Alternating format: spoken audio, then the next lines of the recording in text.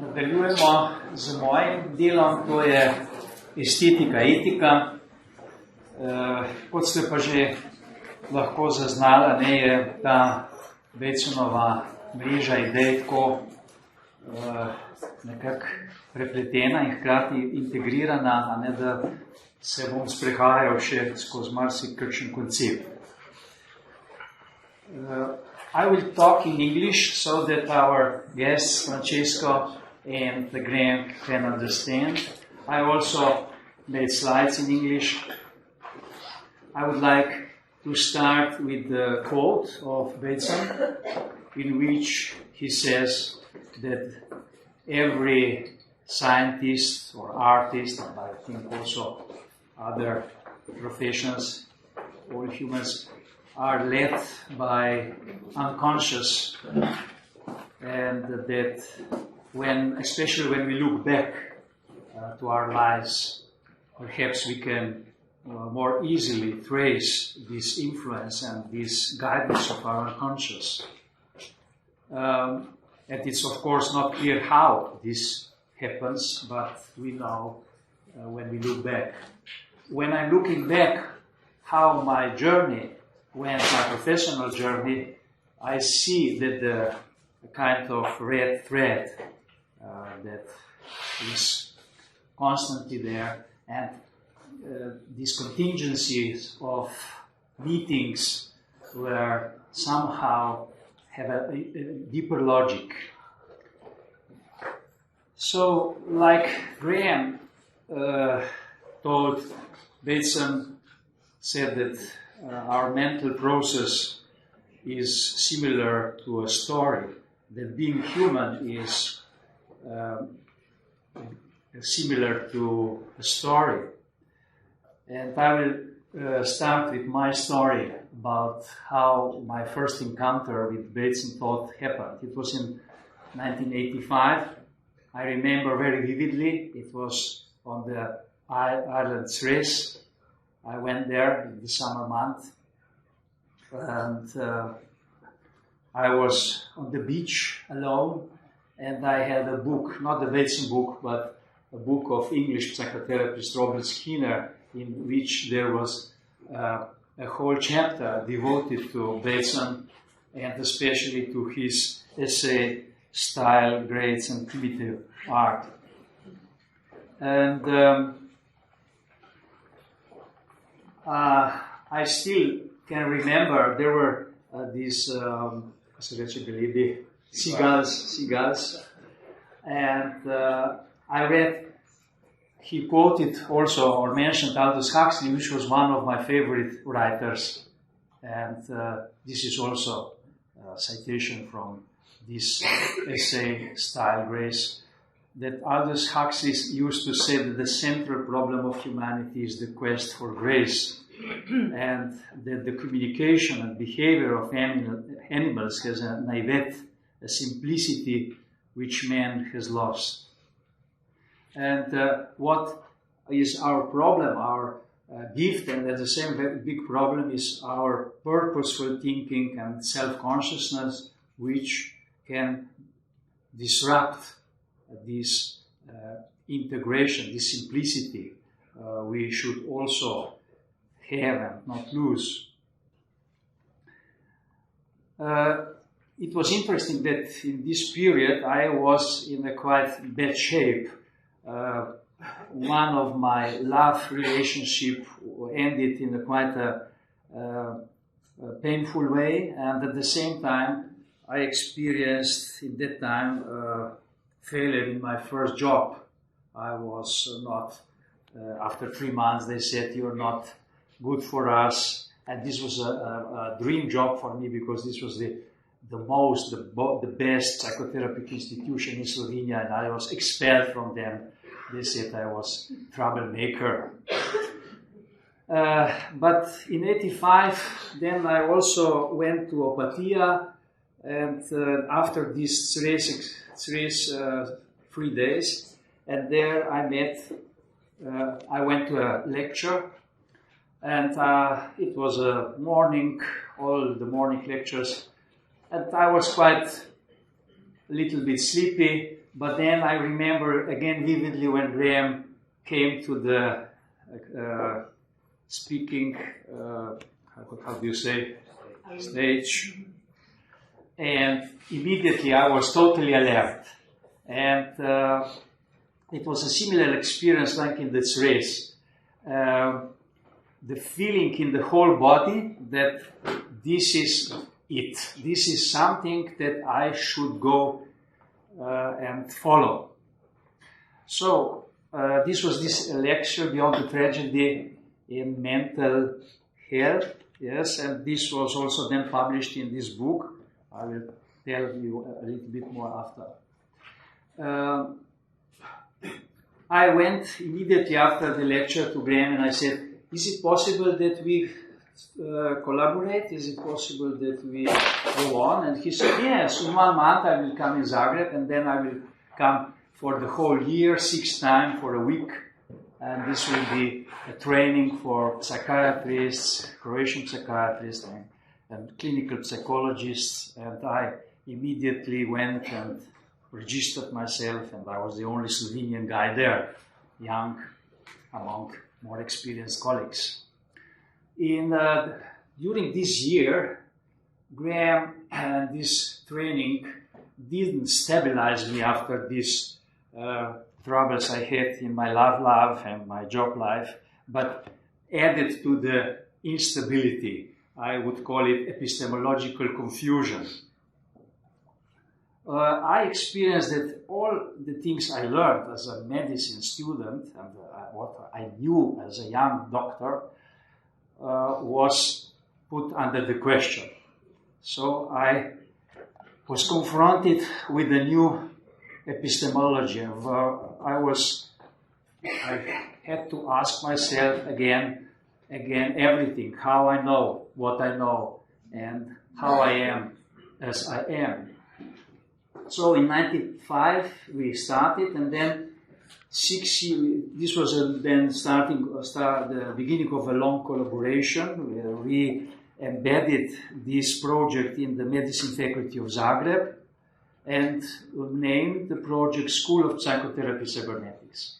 So for me, when I'm looking back how Batesona's thought came to my life and how I started to interact with Batesona's ideas, this is a story about also a group of colleagues. This is a story about relationships. And we really succeeded. We were around 100 who were very enthusiastic about these new ideas, and we wanted to learn that. We wanted to understand that, and this was not easy, I can tell you. Well, we can say that we had to shift from more linear thinking to more circular thinking. One book that helped me very much during 85, 86 was a book of Bradford Keeney, Aesthetics of Change. This book was devoted to Gregoryja Batesona, and it's like a textbook to learn about basic ideas of epistemology like Batesona taught it. And it was helpful for me to read this in the beginning of the book, that what I would like to understand really demands a big transition, and that my feelings of big confusion are normal, that it's not possible to learn Batesona without experiencing this big confusion and uncertainty. I could say that I was psychotic in certain moments, in certain hours. I was totally lost. I had the feeling that I don't have any standpoint anymore. Everything became very relative.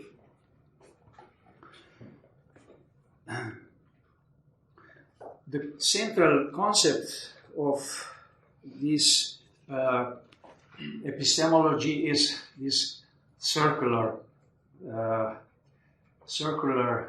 kind of feedback, as it was called by cyberneticians, and the ancient symbol is Ouroboros. It's a worm that is eating its own tail. And out of this idea, many new ideas developed, like self-reflection, reference and self-reference, self-organization and autopoiesis.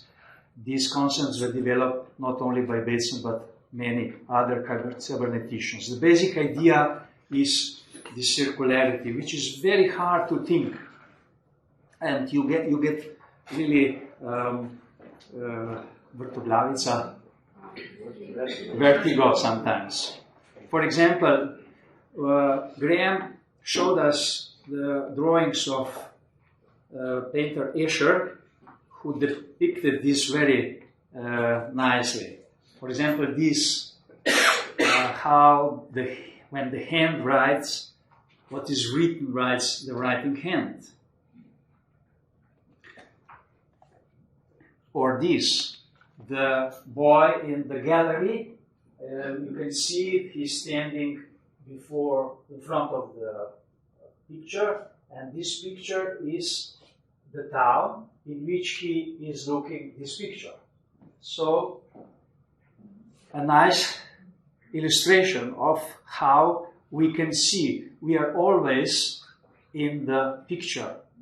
It was nice when you talked about how we look at the baby. We don't see the baby, we see our construction of the baby. But with loving this picture of the baby we make, there is still the love that is coming through this. It's very, when you think about this, it's profound. Then me and you, during last 20 years, 30 years, the theory of intersubjectivity. Francesco Tramonti will tell you, I think, more about that, I suppose, is very popular now. And we are talking about also intersubjective consciousness, that the consciousness is not inside me or inside you, but it's in between. Philosopher Martin Buber had similar ideas. Then this is also a very nice depiction of Escher about Möbius band. What is outside is inside, and what is inside is outside. If you two bands glue them in opposing direction, then you get this Möbius band. Then there were several ideas which were very simple, but at the same time difficult to really include them in the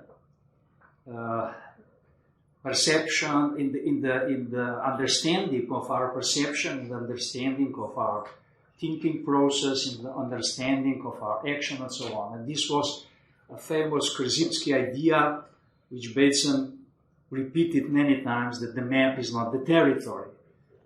I forgot, I made a mistake now. I see the map is not the territory, is correct. For me, as a medicine doctor, this meant that diagnoses are not what is described. The man behind is not the diagnose.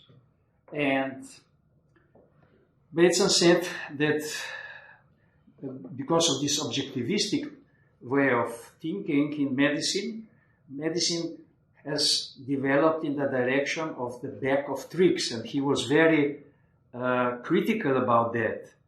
He thought that medicine, prevalent medicine thinking, lost the integrity.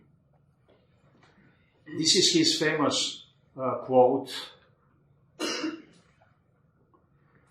He said that we should nurture the wisdom, which is the broader understanding of ourselves and our connections to every human being, and not thinking that we can say anything objective about what is there. We cannot see what the it or the him or the she. We can, we must be aware of this circularity of our perception and thinking process and also acting. So there are many troubles that we have because of this linear, and because we just take one part of the broader circular network and we react to that and we try to correct it, and then we make bigger problems. He used many times also ecological examples, for example, the usage of DDT, how this represented then when the DDT came to the networks of animal world and also of earth and so on, how this created more troubles than positive effects. At the same time, on our seminars with Graham Barnes, he was not only presenting us theoretical ideas, but also demonstrated practical work using hypnosis. And I remember the first time I saw Graham working, he used a bucket of flowers to invite the person to relax, to focus on these flowers, and then to enter to a more deep trance state. And the dialogue that followed in approximately 1 hour, for me it was an aesthetic experience. I never had this before. I saw the first time that the dialogue can have such a profound aesthetic, the therapeutic dialogue can have such a profound aesthetic influence on me. And this was again the moment when I was sure immediately, I want to learn this. I will not be satisfied unless I learn how to work this. It took me a long time, but slowly I think I made some progress in this direction. For Graham and for our school, hypnosis was not a bag of tricks, but was a way how to enter into a dialogue which was open and where we took a risk to also expose ourselves in this relationship, not to hide behind an authority or behind a role. It was a meeting, a human meeting, which was important, human contact. And the very important concept in this was how to include unconscious levels of communication, not the levels that we consciously understand, but also the unconscious part. Graham Barnes connected two great inspiring minds for the psychotherapy, especially systemic psychotherapy approach. This was Batesona and Milton Erickson. Milton Erickson was also present at least one, I think, Macy conference, and they met there, and they made a research about the feedback, and they took Milton Erickson's approach and work and his demonstration, how he is using and how could his work be understood through this concept of feedback. This connection between them remained, and when Bateson led Palo Alto project, which was a research project about paradoxes in communication, they again invited Erickson and they investigated his work. And there were 3 books, fantastic books still available today. Jay Haley, one co-worker in this team, interviewed Milton Erickson, how he works with individuals, how he works with couples, families. And it's incredible when you see that during this was 60s, 70s, how Milton Erickson was in front of time, how we still have to learn a lot to understand his way of doing therapy. Also, Bateson was not critical also to medicine, but also to psychotherapy. He saw that many therapists, psychotherapists, are understanding psychotherapy as a way of manipulation, using tricks and techniques. Also, his relationship to Erickson around this was a little bit ambivalent. There is an anecdote that once Milton Erickson phoned and said, I would like that I'm inviting you to the supper. Can we meet tomorrow? And then when the phone was down, Bateson commented, I'm wondering what Milton again wants to manipulate us. he could not be sure that Erickson just invited to the supper. You never knew what Erickson communicated beside simple statements.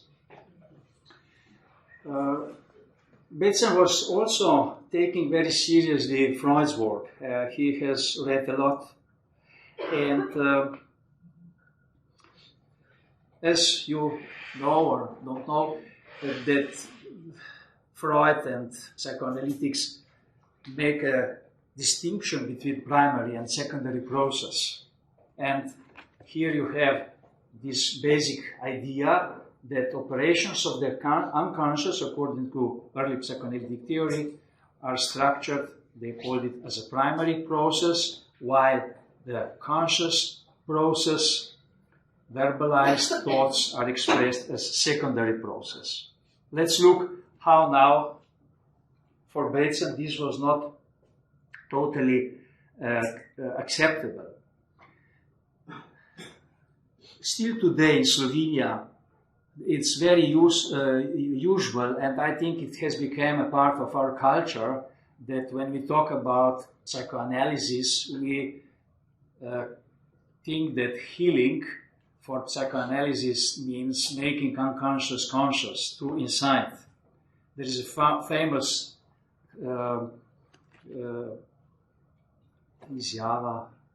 statement of Freud, who said, where there was it, there shall be ego, and the it was more unconscious and the ego was more conscious.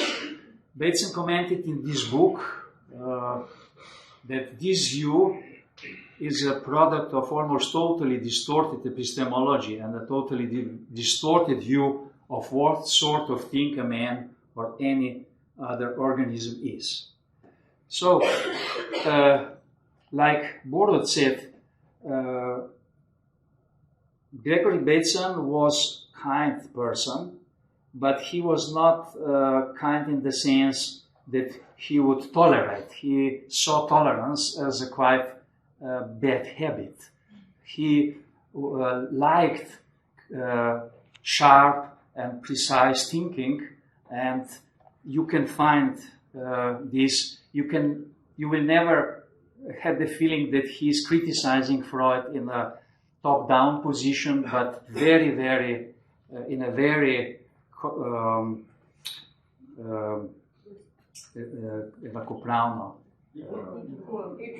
equal way. Yeah. Bateson, in this beautiful essay, Style, Grace, and Primitive Art, quotes Isadora Duncan to contradict the Freud's position. And he said that Isadora Duncan once said, this is a famous dancer, as you know, she was one of also the first feminists. She said, they say that she was breaking many taboos around femininity, about expressing feminine. She was excellent dancer, very, very open and vulnerable in her dance. And she said, if I could tell you what it meant, there would be no point in dancing it. So, dance is a particular sort of partly unconscious message, and we can engage in this communication with the dancer only if we take a risk to communicate on the unconscious way. If we want to control it consciously, we stay apart. We can join only if we take a risk and go take this as also unconscious dance. Batesona then, in the criticizing of this Freud's idea that healing can be making unconscious conscious, used also a metaphor of TV screen. He said that what we can see when we are looking to TV screen is only a very small part of the whole process which is behind the screen. If we would like to see also what is happening behind the screen, we should then make additional, at least perhaps 100 or 200 screens to depict, to make visible what is behind the screen. So, if we want to make unconscious conscious, we make another and another feedback, and this can go very far, and we will be lost in that. So the only way to communicate is to respect the unconscious process and to live it many times without insight, without making it conscious. In his later book, last book, which was written after his death, Angel's Fear, Batesona said, he quotes this proverb that silence is gold. Gold. Mok je zlato. Silence is many times gold. We should not talk about many things. It is not conceivably possible for any system to be totally conscious. He liked to quote also Blaise Pascal, the philosopher, who said in French, "Le cœur a ses raisons que la raison ne connaît pas." The heart has its reasons which the reason does not all perceive. Blaise Pascal made a distinction between the reason and heart, and he said that the heart is very precise. We don't need to make it more precise through the reason. We can trust the incredible richness and also preciseness of unconscious. As you know, also one popular metaphor is, this was Freud's idea, that we can imagine our unconscious as the cellar where the fearful and painful memories are put and by the process of repression. He also said this is a very limited view of the unconscious. Zen has another view, and he quoted Herigel's book, Zen in the Art of Archery, which represents this,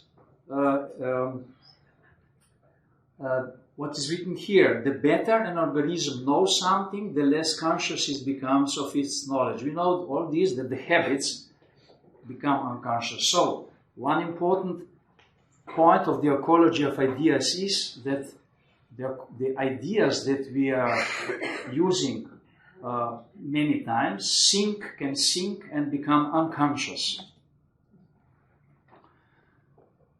In the psychoanalytic theory, primary process was also depicted as lacking negatives.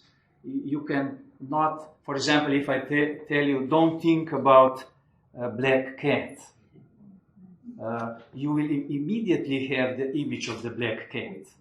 You cannot control it. So your the processes that are connected to the images cannot stop when I say you black paint. Then there is also no past tense and future tense, and now there is one time dimension.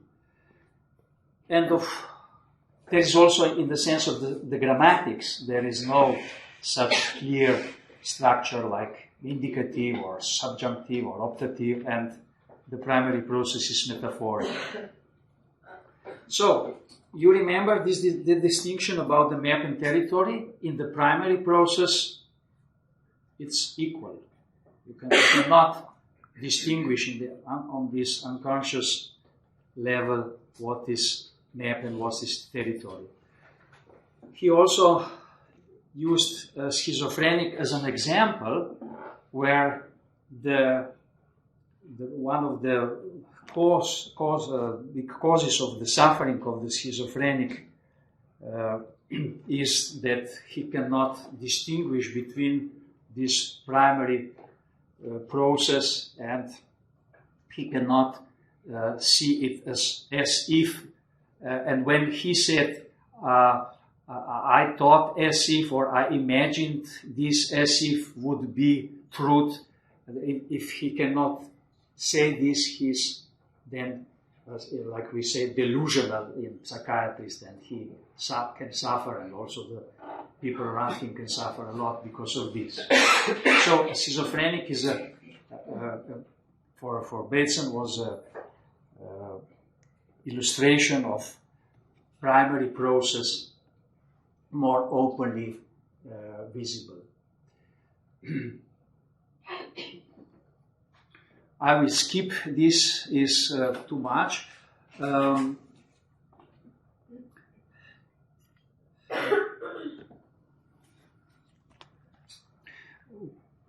of the theories that was very helpful for Bateson to make this better understanding of conscious and unconscious, of primary and secondary process, was the theory of logical types that was presented by Whitehead and Russell. As Graham said, Bateson studied a lot Whitehead. And this idea that we have different levels of communication, verbal, which is more arbitrary, digital, and iconic, paraverbal, procedural, where habits are formed. This, what he connected to this theory of logical types, which says that the member of the class, for example, is not the class itself. So when I say a chair, this is not that thing that I made, it is a chair. And when I said furniture, is another level of meaning, which includes all different chairs together. So we have in our classification, description, verbal classifications, different levels. If I come back now to Milton Erickson had exactly the same ideas, and he called this science science of intercommunication. And he understood hypnosis as an example how we can learn, also as a therapist, that how this mind operates, how mental process operates. So many times, this is the Milton Erickson quotes, the unconscious mind is much better in the judgment than conscious mind. And we don't need to be conscious about this unconscious judgment. We can just leave to the unconscious to judge and decide. And also it's very interesting for the stage of the psychotherapies today. There is again this, a lot is talked about embodied mind. You can see that Milton Erickson said that a lot of knowledge exists in the body, which is not in the ratio. And this is the connection also within the Pascal's idea of the heart. it was very a long way for me to learn to communicate as a therapist in such a way that I trust that my unconscious and the unconscious of the patients communicate and make the work. That I don't need to know how the therapy will succeed or what should I do for the therapy to succeed. I can, on one level, of course, on the conscious level, I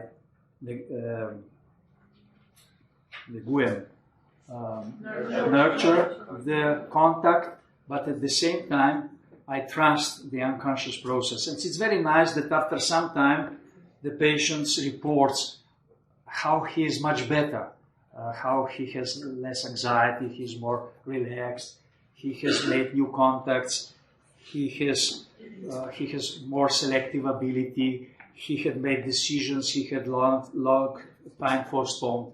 I'm very happy to hear that, but I don't know how we did it or how he did it, and I don't want to know. So, my epistemological confusion lasted for some years, and there is one beautiful story about dolphin. This was it's an experiment with dolphins on Hawaii. Maya already mentioned that shortly. And in this experiment, if I made the more complex story a little bit simpler, these dolphins have this show in front of the public, and the trainers train them to make new figures, new behaviors, new tricks. So whenever the dolphin made a new good figure, trick, he got a fish. And then they designed with Batesona an experiment where they didn't give anymore the fish for each trick, but only for the new trick. If the dolphin repeated the trick that he already did it, he didn't get the fish. So one dolphin which went under this treatment became more and more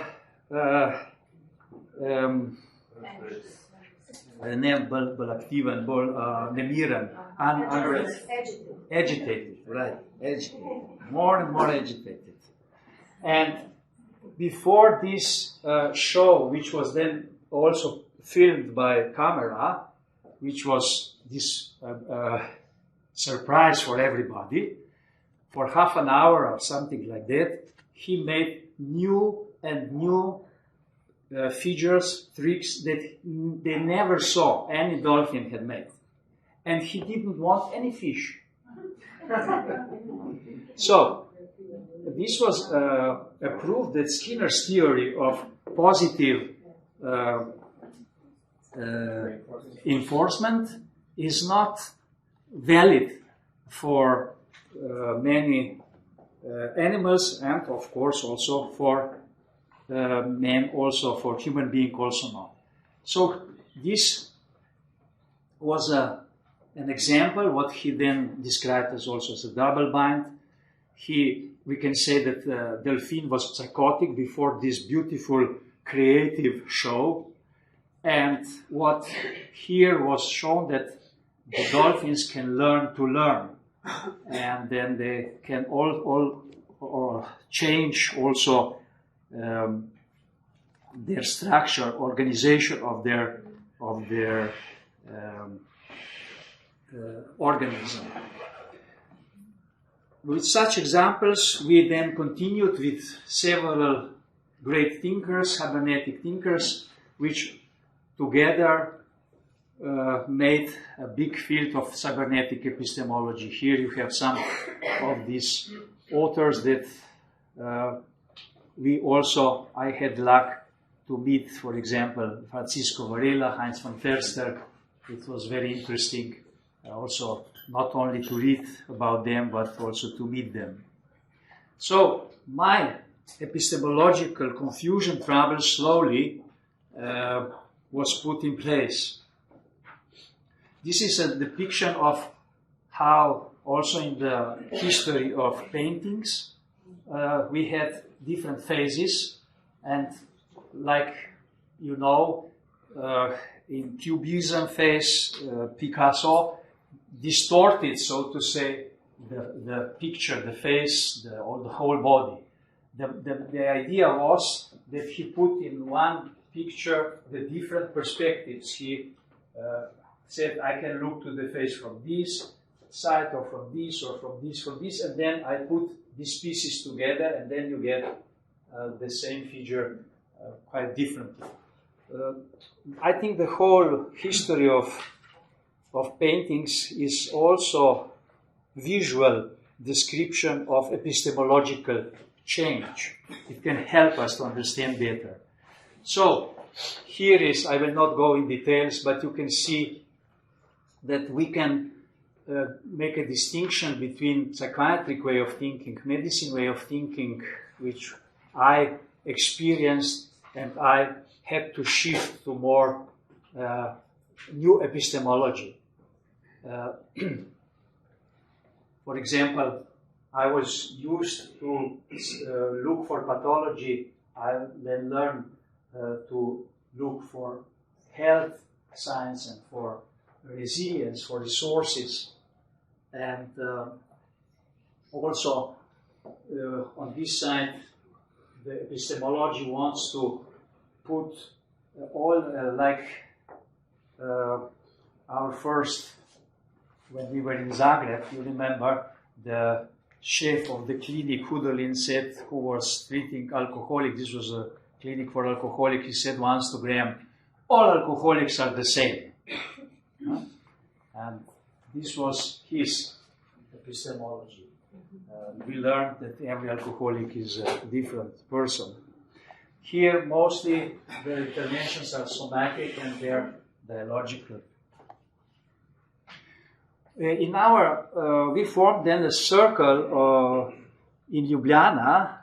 Lea Šugman-Bohinc was there, Matej Černigoj, Urban Kordež, Helena Jeriček, and myself, where we talked, can these epistemologies live together? Is either or question or this and question? This is the idea that was developed by several authors and put together by Matej. You can see that we have phenomena which we can put on the line, which have different time stability. For example, physical phenomena have much higher time stability than psychological phenomena. And I forgot to say this, the abstraction of the how we treat these phenomena is here much lower in this nomothetic field, and in this part we have this more hermeneutic and transformative field. What does it mean? That if we use nomothetic approach here, we will have a lot of troubles. We need here for psychological phenomena, so social physiological hermeneutic epistemology, and one epistemology which is very important, transformative, that when we are thinking or trying to understand in such a way, we are also transforming ourselves. We cannot think separately. This includes us and our transformation, and this was exactly Batesona's idea about epistemological learning, which is one level above deutero learning, that when we are learning to learn, at the same time we change our organization, we change how we are, we change as a person. This was another idea put together by Lea, she will talk after me, and Urban Kordež. We can also think about the same, what I described in a more process way, that our process of knowing can constantly circulate between objectivization and construction. We can make things more define, classificates, and the positive side that we can then repeat, for example, the experiments we have more certainty there, we have methods, we have algorithms, but it's important that we dissolute this in the second part of the creative process, in the circle of knowing, that we deconstruct our concepts, our definitions, and like that dolphin, we forget everything we know and we discover totally new features and tricks. For the end, I would like to close I said about aesthetics. Maya told that Bateson's family was a big admirer of William Blake. They had many original paintings of William Blake in their house. And Bateson's understanding of art, if we now put together what I thought, was that the basic characteristic of artistic skill and artistic creation is that we combine different levels, unconscious, conscious, and external. Maya told that Freud made inside this broadened the picture of what is happening inside, and Bateson broadened the understanding of mental process outside. So all this is important for the artistic creation. This combination, it's not a single level. And Pascal has spoken about finesse. Finesse was for him a skill which was exactly this: put together the reasons of the heart and the reasons of reason. To do this, we must be open as a person to risk the vulnerability, not to protect ourselves and presenting ourselves as only competent and strong. Many times we are lost. This confusion is a necessary again and again when we want to develop the understanding that Bateson invites us. It's impossible to avoid uncertainty, to avoid this vulnerability, and more we can understand this, we will not be we will not come to a harmonic, romantic goal, to the goal, but we experience also that we are lonely. We are lonely, and this loneliness was many times expressed in Bateson's autobiographical or more parts of his text. So Francesco will continue. This is from his article. This was published in our journal Kairos. You can find it on our internet pages of Slovenian Umbrella Psychotherapy Organization. It's free. So Francesco also contributed to this Bateson part of last edition of our journal. And you see, in the psychotherapy, I agree with Francesco, we are in a constant pressure that we should act, we should change something, we should do something. And when we are too much in purpose, we forget, we narrow our perception, our sensibility. So aesthetic sensibility means to remain open for the broader network. Aesthetic sensibility is an important part. I would like to close with words of Graham from this book, which is titled Just Islam and Wisdom, where I think Graham connects Bateson's idea and brings together this aesthetic sensibility and also ethical responsibility. Ethical responsibility as inevitable part if we want to contribute to justice in our social interaction. And to be ethical and to be aesthetical, it's important also to fall in love with ourselves and of course with other and with broader context. And if we want to fall in love, we must also understand ourselves, the other, and the broader context. It's all together. It's not enough one part. So love, it's not only erotical in the sense of being in love in one person, but like Batesona pointed out, erotical love is a step to a cosmic love, which is agape in Greek understanding. Batesona knew a lot about Greek philosophers, and for him, this kept together. So, love, without love, we cannot nurture enough our relationship. But if we only love, we cannot be fair many times. It's important to also keep, to be sensible for fairness. And if we are informed, if we know about this broader complexity, if we are wise, then we also can love and be just. So this is circular connected. The last quotage is from Batesona. This is his message to us. Will we choose fear and control, or curiosity or beauty?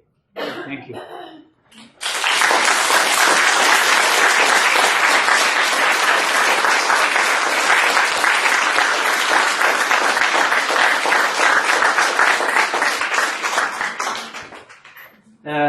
I would like now to invite next speaker, Francesco Tramonti.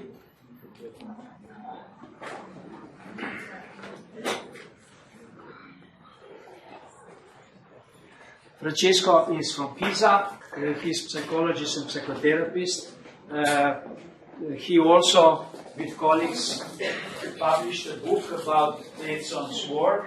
It looks like this. It's in Italian. It's in Italian, unfortunately. But some of the articles are also in English. Yes. So it can be.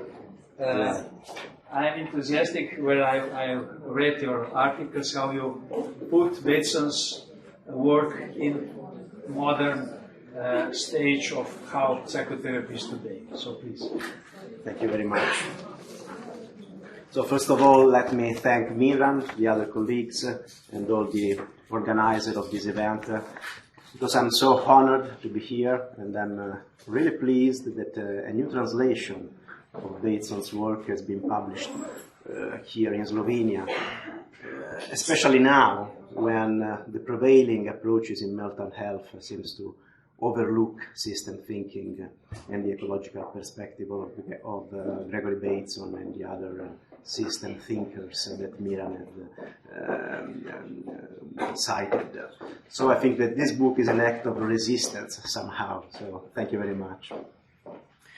My personal act of resistance was that of writing a couple of papers about Batesona's legacy, and this presentation will be based upon these papers. There are countless inspirations that we can draw from Batesona's work, but I will focus only on these three steps: etiology and complexity, relationships and the mind, and psychotherapy in context. Our first step. Well, we know that the role of communication in shaping mental health and the constructs of psychopathology was one of the most important areas of research for Gregoryja Batesona, starting from the first research in Palo Alto. But the aims of such a research, anyhow, were not confined to etiology and treatment, and were directed toward a deeper and vaster epistemological investigation. And the issue is still debated. The relationship between psychological disorders and family relationships is a very controversial issue, with different conflicting approaches and shifting paradigms. Because mental health, unfortunately, is not a fertile ground for integration and dialectics, but it is a battlefield for narcissist position, for people who want to know the real truth and lose the perspective of the wider picture. This is the most intellectual quotation of my presentation. But what we know about mental disorders? We know that mental disorders, as many other diseases, are based on the influence of multifactorial etiology, and a multi-level perspective is also proposed by scholars that are involved in basic research, in genetic research. We know that genetic liabilities play a role in this, there's no doubt. But if you confront the studies that use twin studies and the studies that, the darker one, these are studies on heritability, so these are based on twin studies. Okay? These are studies based on single genes, these are studies from basic biology. And you can see that for every severe disorders, you have this heritability gap. Okay? So genes play a role for sure, but their role is far more complex than that we supposed when the genome project started some years ago. We now know that gene and environment are not separate variables, and epigenetics is showing us that genes are not fixed instructions, but they are something that change their behaviors upon the environmental conditions.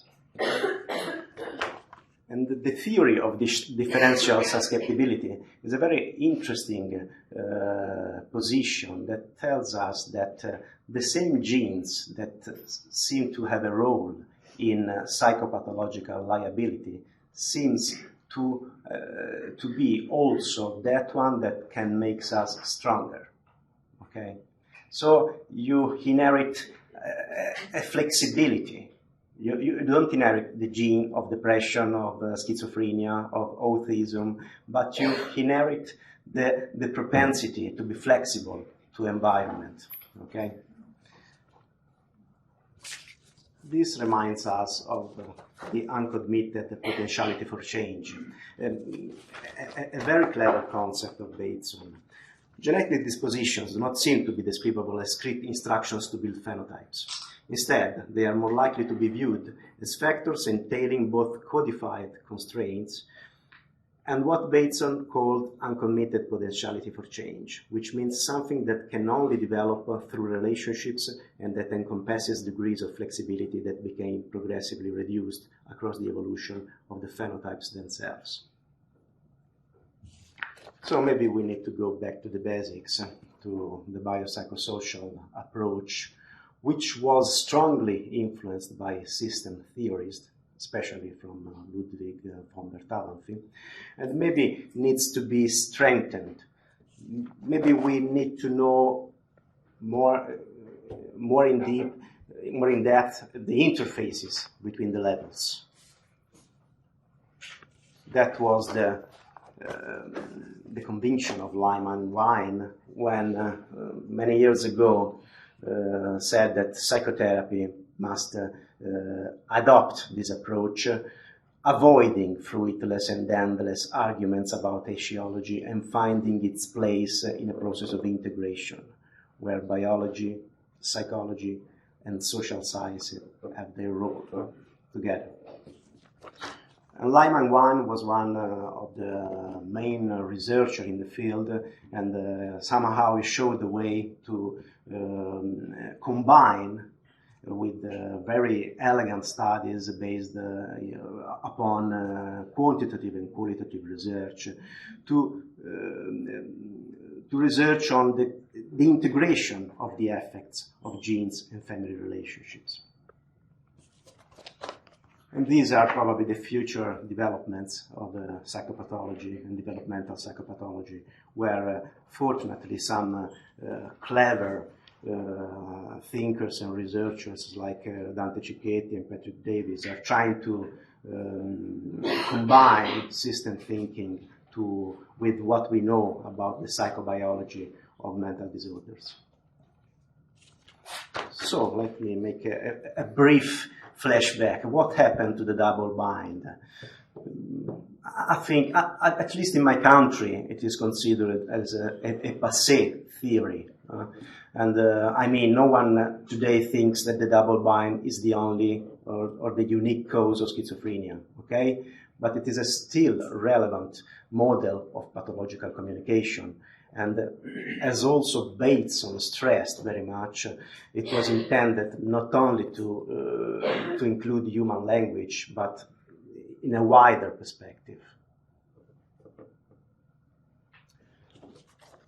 And what we know about those conditions where disorganized and dysfunctions in the attachment processes somehow reminds us about the double bind, because those are conditions where the relationships between the child and the nurturing figure is incoherent, is inconsistent. And this is probably a kind of a double bind. And at the forefront of psychopathological research, Peter Fonagy, who is a very appreciated psychodynamic clinician and researcher, talks about epistemic trust. From a clinical point of view, this leads to analyzing the potential effects of unreliability and inconsistency of information on the development of adequate capacities of affect regulation and understanding of the surrounding world during the crucial and early years of life. So communication is coming back in the study of psychopathology. And this leads us to the relationships between the mind and the world. This was the main topic of Mind and Nature, another masterpiece by Gregoryja Batesona, where the author thought about the mind in a very wide perspective. The mind extends beyond the borders of the individuals. The mind is a connection of relationships. It's something that has to do with life and not simply consciousness. And it is activated by differences. And we know that Batesona was in constant search of the pattern that connects. What we know about the mind today? Many perspectives in neurosciences and psychology are consistent with system thinking. The theory of Edelman, Damasio, Freeman, intersubjectivity, as also Miran has said, is considered now one of the most important topics in the field. Attachment studies, interpersonal neurobiology, infant research. These are all approaches converging toward an idea that the mind is inseparable from relationships. But the idea of Batesona goes somehow beyond, because the mind is also outside the individual. And there are also some researchers in the field of cognitive sciences that are somehow treasuring the lesson of Batesona and are talking about cognitive ecology. As we have said, the mind is not an obscure principle of vitality instilled in the matter. It is the very organization of the matter itself, which is why it is necessary to discriminate, as Batesona himself suggested, between processes that are only governed by forces and impacts, and those that are governed by science, that is, the perception of differences. But perception is not intended as a mere transcription. Perception is a creation, as it was also said in the theory of autopoiesis by Maturana and Valera.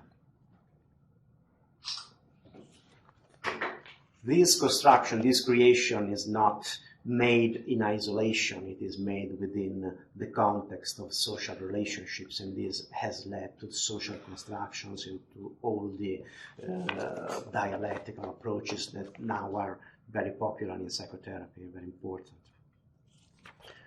And also the idea of family relationships changed when the individual was reconsidered.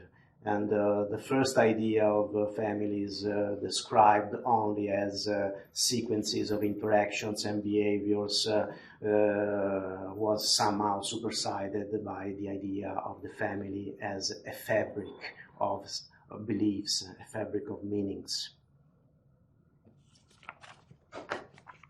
And meanings are metaphors somehow that we use to understand the world, and the mind creates metaphors. In the word of Batesona and of Mary Catherine Bateson, the mind is a metaphor on its own. So, alongside the potential of knowledge and change inherent to difference, similarities and resemblance are also obvious sources of knowledge, because they are the basis of the categorization processes. So knowledge, development, and nature and evolution are all processes governed by the constant interplay of perceived difference and similarities. And psychotherapy itself can be fluidly described as a process that gains in efficacy from this delicate and crucial balance between the connection and affinity on the one hand and difference on the other hand. Difference is what has been described by Bradford Keener, that has been already cited by Miran, as a meaningful noise. Okay?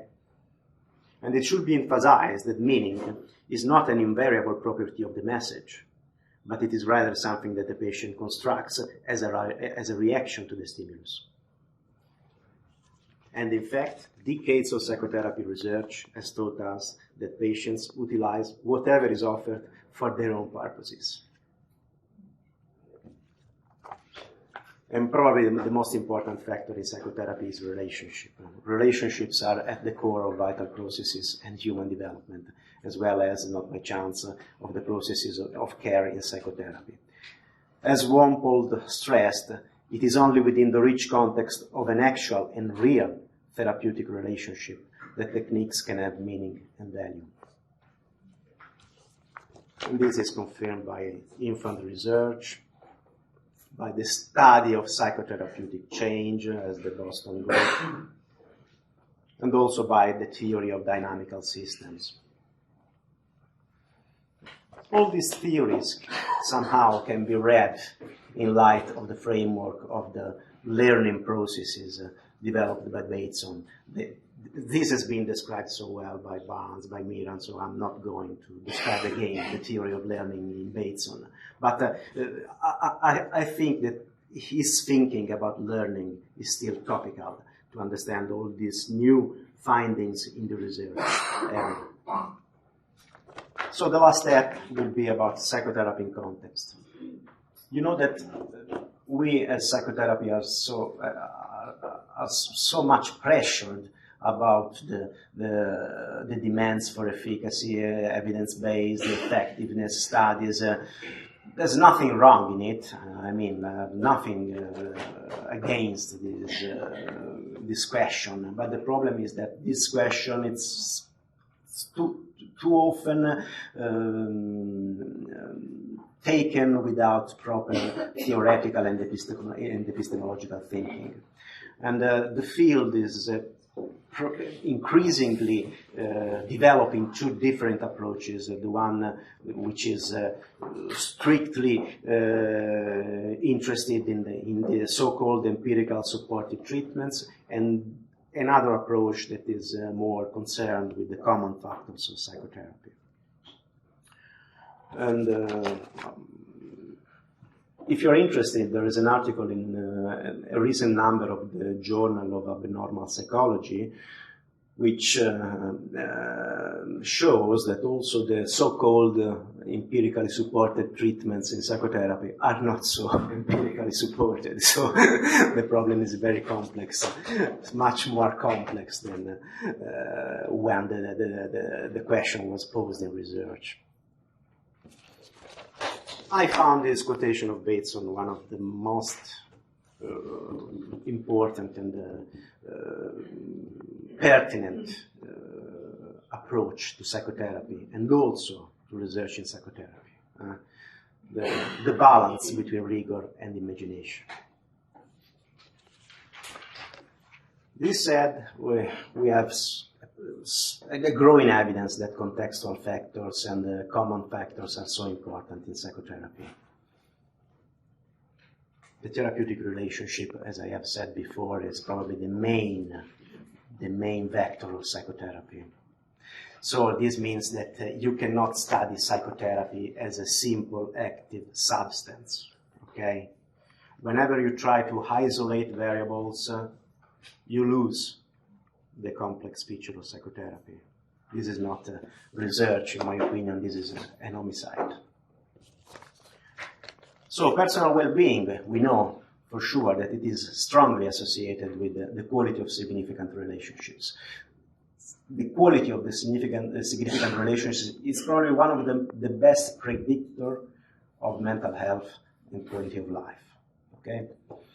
Thus, pursuing goals of psychological well-being can only mean cultivating the quality of relationships, of the therapeutic relationship as a means to therapeutic ends, and of the quality of the relationships of the recipients of therapy. This is a very important aspect. This means always keeping context in mind, whatever the specific setting chosen. That could be that of an individual therapy, or a couple therapy, or even extended networks of treatment. These also set the limits of psychotherapy, as clinical interventions may be ineffective if the conditions of life context remain unchanged. Many years ago, Carl Whitaker wrote a book with Malone and said a very important thing, that psychotherapy must maintain a proper distance from the social and cultural tendencies, okay? Because sometimes these tendencies can be harmful for mental health.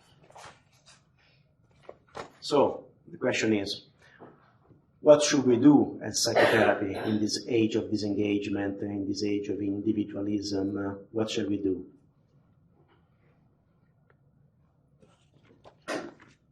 Maybe try to not collude. This is a joke by the Onion. Okay? And for sure we have to save reflexivity. Because, as also Miran said, we are pressured to think fast and act quickly. Also because these current times are times that are described by Eriksen, which is an anthropologist from Oslo, as the tyranny of the moment. We have to do something in every moment, and this is a real problem. Instead, we should probably address the question of what should we do with our patients. Maybe one of the best instructions is that of Mona Fishman, when she said that we have to promote the readiness to be relational. And to be just, and to consider justice and power dynamics. This is an article from one of the latest issue of Family Process, which is probably the most important family therapy journals, which is devoted to social justice in family therapy. So we have to jump outside the consulting room somehow to consider the social dimensions of health. There is growing, increasing evidence of the importance of social integration, inequalities, racism, but also pollution, climate change. Also our relationship with the non-human environment has to do with mental health, as it is confirmed by many research studies. So that's why maybe we are in need of an ecological responsibility. The issue of therapeutic responsibility is a kind of a litmus test for the evolution of systemic relational psychotherapists. At the dawn of systemic therapy, the main focus was on technical competence and effective treatment strategies, whereas with the advent of the second-order cybernetics, and also with the deeper reading of Batesona writings, systemic therapists ceased to see themselves as neutral dispensers of effective cures and became aware of their prejudices, their personal involvement, and their role in the therapeutic processes. According to Laura Fruggeri, this evolution could be described as a shift from a technical to an epistemological responsibility. And now it's time maybe for an ecological responsibility. Aesthetic sensibility, Miran talked about this, maybe is what we need. Maybe this is the best guiding principle for action in psychotherapy, but probably in other fields. What's aesthetic sensibility? Batesona named this construct precisely as the ability to grasp the connections between and within living systems and to act accordingly. So, to draw a conclusion, there is no such thing as individual well-being outside the wider picture of communal well-being. So we should never forget the risk we run whenever we treat the symptom to make the world safe for the pathology. These are the articles on which the presentation is based upon, so if you want to read them. This one is on system research and behavioral science, and this one is on Kairos. And thank you very much for your kind attention.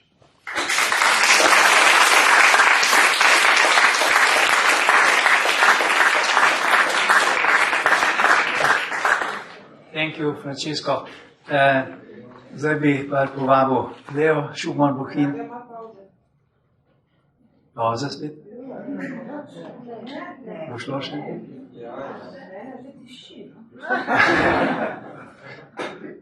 Bo šlo še. Lea je zelo dolgoletna sodelavka in sopotnica, docentka na fakulteti za socialno delo, zelo živahna v povezovanju različnih področij, tako da ni samo na področju socialnega dela, hkrati tudi na psihoterapiji, še na mnogih drugih fakultetah predava.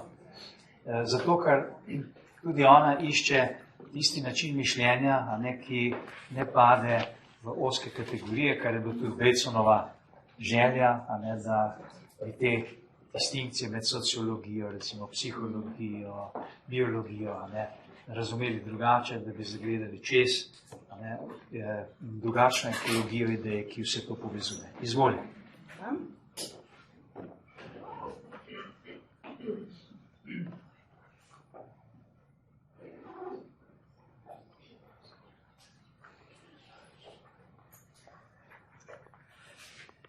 Yeah, I'm now a little bit embarrassed because I thought that you would have a translation. So I don't know what to do now. Should I speak in English for our guests? Yes. And be respectful that I haven't prepared in English, but and the slides are in Slovene. So, but my idea this time was to be short and simple. So I'll see how successful I am. I wanted to talk to you about Gregoryja Batesona as a visionary, misunderstood and neglected, what did I say? I don't know how is it in English, sort of a conceiver, designer of a new transdisciplinary science. And I also, like Miran, looked for a lot of photos so that you can have a kind of a feeling, get this face of this man in your memory. Now, I wanted to address the following issues. First, to respond to the question, why translating the steps today, like 47 years after it was released for the first time, then how the steps were accepted at their release, how to read, how to teach Batesona's ideas, say a little bit about this misunderstood Batesona, and then to look for the traces and these current actual influences that the book, The Steps to an Ecology of Mind, has in humanistic and in natural and social sciences. And the Steps to an Ecology of Mind is the title, Koraki k ekologiji idej smo to zdaj prevedli, zato govorimo steps, many times this book is just referred to as steps, when you want to make it short. So, first I want to share with you my experience reading Gregoryja Batesona. I don't at all see myself as a kind of expert. I'm not a scholar on Bateson at all, but I read it like 25 years ago for the first time, his 2 books. This one, Koraki k ekologiji, idej, Steps to Ecology and Mind of Nature. And then I was reading him for the second time only now. And I had all sorts of mixed feelings reading him. Curiosity, of course, then this creative excitement. I was charmed by his writing. I was profoundly moved, especially in the beginning. His introduction for me is so moving somehow. I will tell you why I find it like that, but also frustrated. A lot of doubts in my ability to follow his line of thought and to make something that makes a difference for myself. And also kind of,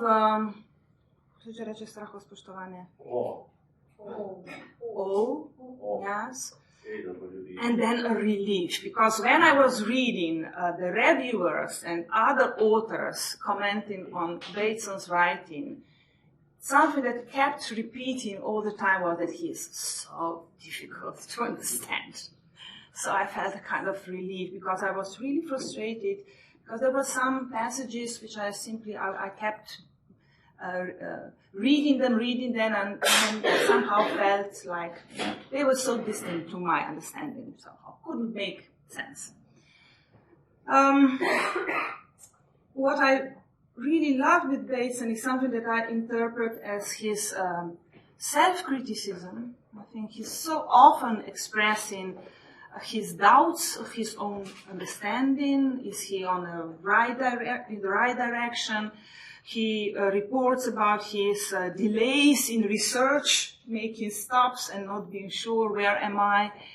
A lot. He talks very freely, openly about his not being successful and, of course, not being understood, even among his own colleagues in his team in Palo Alto, for example. So, what were one of the few, the earliest reviewers is Slobodkin. I found him, so he published a review 2 years after the steps were released, and now his comments, and he liked and admired Bateson. That's important to know. He was an evolutionary biologist, and he himself was drawing from Bateson's idea for his research.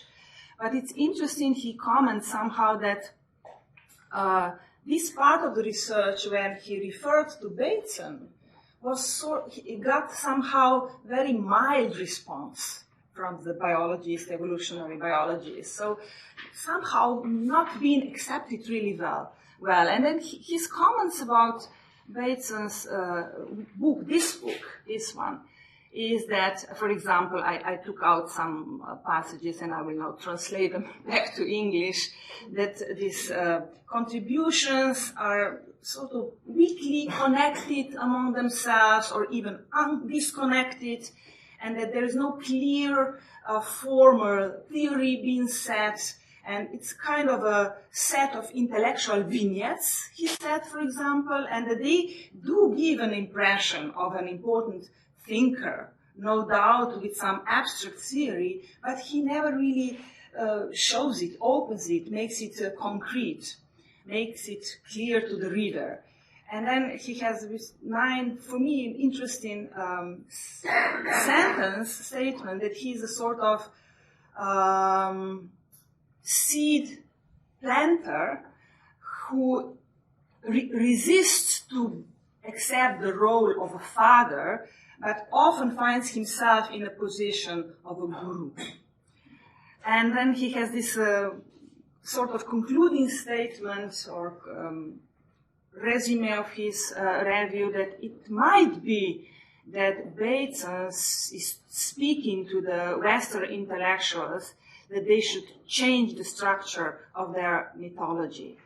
And then I went to look, okay, so how to define mythology, because of course it can be the study of myths, but I think he's of course, he talks about the study of whatever, of constructs, of rituals, of the ways of thinking, but he also probably, like in his understanding of or definition of epistemology, which doesn't refer only to the science of our constructs and ways of seeing world, but also to our personal or cultural epistemology. So that's how I understood it. Mythology also is something that I have my special, individual, but very much socially constructed way of perspective towards myself and the world. So, how to interpret the work of Gregoryja Batesona in all kinds of contexts, and I really am grateful, Miran. I think we had no idea how you combined us, our contribution. It's just building and building up building. So I'm so happy that you have told us so many interesting things. We have now learned a little bit about his personal context, his family context, the history, the historical context of when he was living and working, about social and cultural context and the context of ideas. I remember, Graham, from you, one of the metaphors I have adopted and keep using it is the metaphor of the history of ideas. I really like this idea. So I just suggest you, if you get interested in reading about Batesona, not only Batesona, you can maybe read about his work from the perspective of his family, of a family therapy, from, I don't know, is it Stagel, how do I pronounce it? It's two interesting articles when this author, and it is connected with the 100th year of Batesona's birth, that at that time, in 2004, 5, 6, a lot of work has been done, new reviews of his books and new articles and books emerging. Then if you're interested for more anthropological view, it's Lipset, his first biographer, or you can read Wardle, who is claimed to write a biography from a more anthropological perspective, and the most exhaustive, or how do you say, encompassing biography is claimed to be Charlton's. I don't know, Charlton's. So I was thinking, yes, how to teach Batesona. It's something that I keep thinking because I work with different groups of students, of social work students, of systemic psychotherapy students, of students who are going to be teachers or social pedagogues, and some others also from time to time. I find metalogs a nice introduction to coming in touch with Batesona, and I love the idea of Božida, who should be here somewhere, and who is taking over the one course in our systemic psychotherapy program of the entrance, introduction to the epistemology of psychotherapy, and he has this idea of giving a task to our students to work in pairs and to write together a metalog, to do a dialogue and do it. So I think it's a nice way of doing it, and what you, Miran, and I think others also mentioned, this phenomenal combination, really synergy of this rigorous thinking and this playfulness, this discipline of mind, and a more relaxed is going with the inspiration. If I had to choose one point in his metalog which moved me the most profoundly, it would be these repeating questions in variations, especially when father asks his more or less fictitious, as I read, daughter, but the character is inspired by his daughter. The question, how did you think that? what do you mean by that? So this question, giving back to the person who has been telling me something, to showing the person that I want to learn more, that I'm not sure that I understood it. And I was thinking that's why you are here on my slides, your metalog, which I enjoyed very much, and I was a little bit even frustrated in the first part because you were so clever. You were so smart, and you were you were so in tune one with another. Whatever Graham says, you entirely understood, and then what you commented, yes, Graham could just continue. So I said, wow, it's amazing. It's such a dance. But I was waiting for a question. What do you mean by that? That was something I was waiting for. And then I was relieved in the moment, Miran, when you actually showed your vulnerability. And it was referring to your relationship and how you understood your role in this relationship as a learner forever, as a student of a big teacher who has the answers, and then how you responded, Graham. So this for me was really the most important part of your method. So thank you for doing it for us.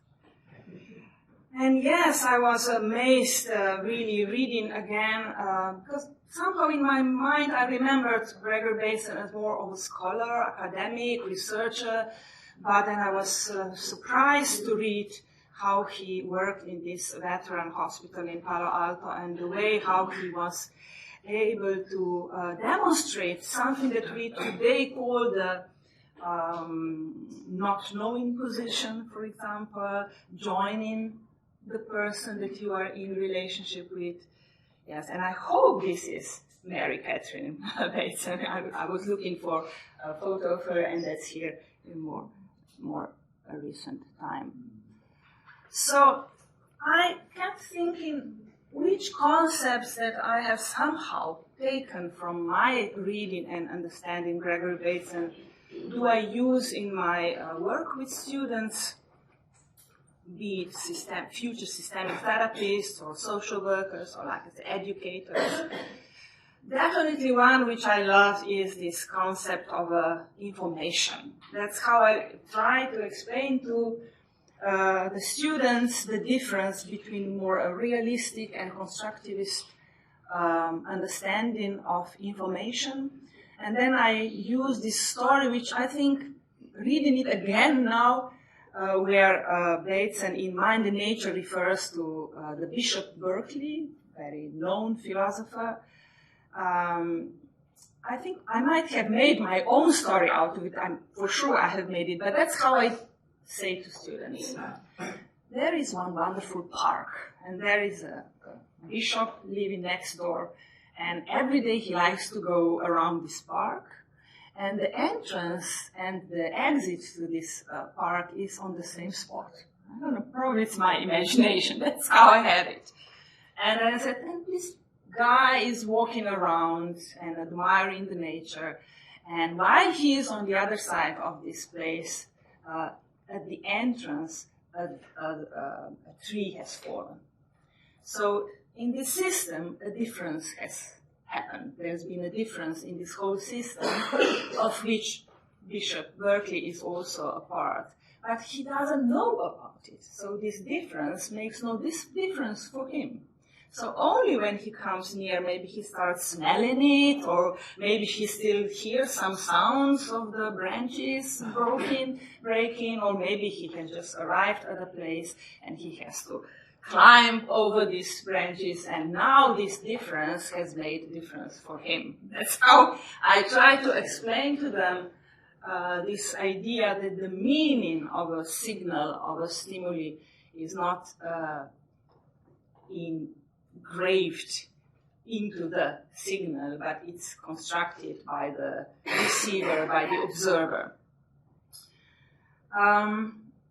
Then another thing that I use is the understanding or sort of defining perception as a cybernetic system that is based on differences. And then I use Gregoryja Batesona's also metaphors about what's the difference, how we need to have silence if we want to hear a sound. If the one signal is constant, we start not perceiving it anymore. We need the difference between the sound and the silence, and between the up and down and whatever, between two bodies, if we want to perceive something relating to them. Then is the communication patterns, which I said for a long time. I ascribed this concept to Paul Václavic because it was him I was reading about, this symmetric and complementary patterns, and I was so sort of enthusiastic that so many decades before, based on his anthropological work, Batesona suggested these differences, and it's very useful in our education and in work with people and in our personal relationships. Then this idea of being interconnected, always being part of whatever we can perceive and think about, that we are together with the environment creating a system of another order, a second order, and that this way of understanding our position in world, being always in relationship, being always connected, probably brings the highest chances for us for survival, for our planet, for us as a species, and something that he calls ecological health. And then something that another thing which I always stress when working with people and working with clients every day, I think I use this last thing, is this understanding that any behavior, even if it seems very weird for the observer, or very crazy for the observer, or ununderstandable, is a kind of adaptation of the system to how he or she, or whatever the system is, interprets the life circumstances. And it's always the best thing that we can come with in order to survive this situation. And it always makes sense for the person. So something that really helps me working with people or working with anyone else is being curious about how this behavior has maybe made sense when you started with it, and then looking, does it still make sense? Maybe the life has changed, you're not a child anymore, and so on. So, but any behavior is an adaptation. It's a very synergetic idea. The theories of complexity that are drawing from cybernetic theory are based on such assumptions. And then, yes, we also talk about double bind theory, and we talk about how these logical types, these orders of abstraction, may get mixed on the level of a meta-communication.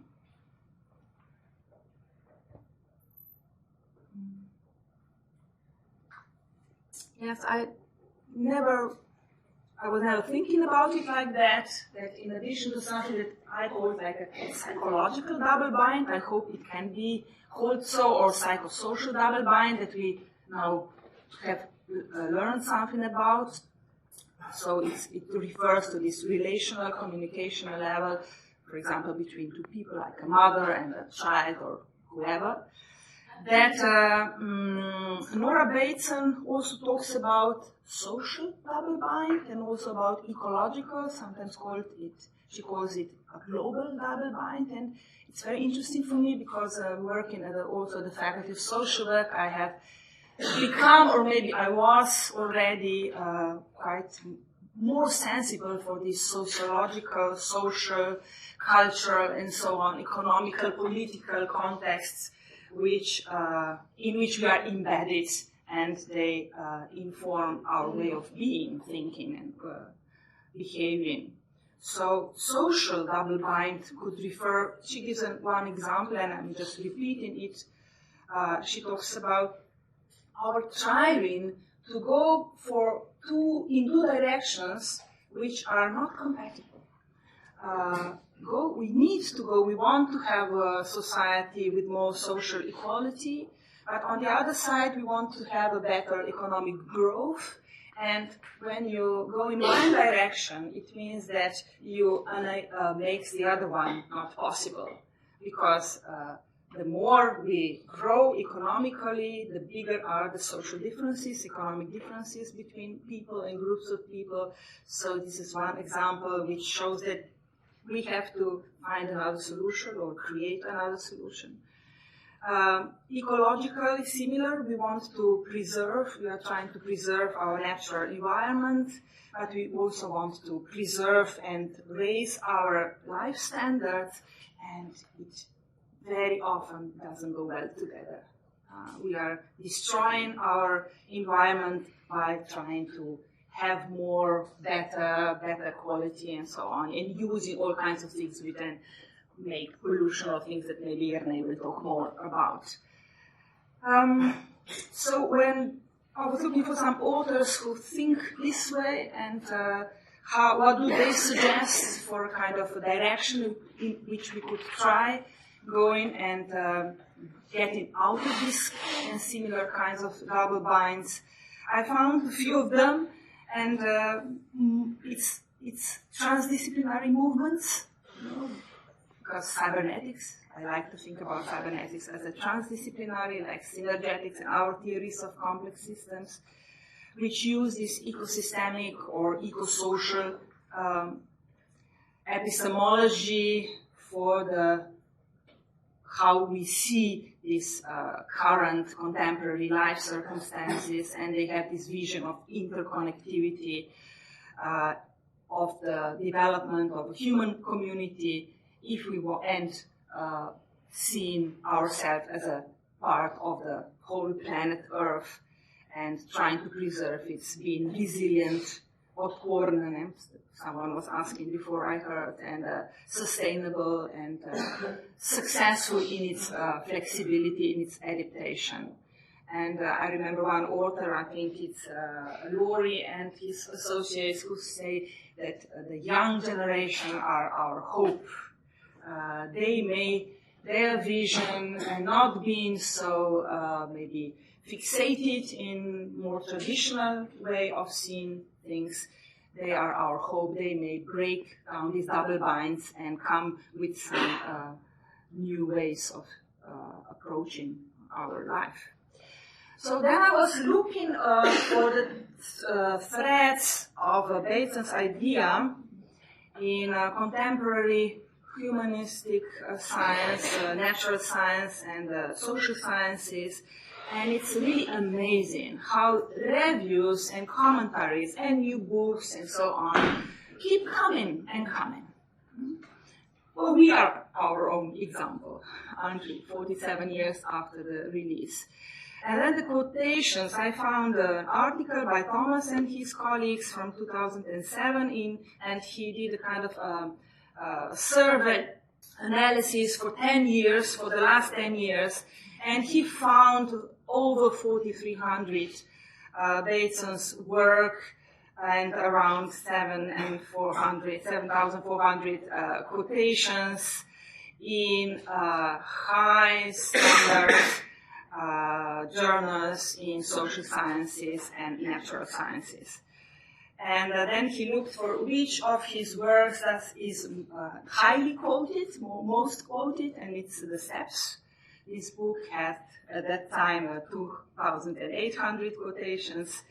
And the areas, the disciplines that were quoting Bateson using his work, the steps and other works, were organizational sciences, were sociology, education, anthropology, where you were mentioning Maya at the beginning, communicology, ecology, architecture, maybe hasn't been mentioned so much, biosemiotics, nursing, mental health, of course, especially psychotherapy, especially systemic psychotherapy and psychiatry.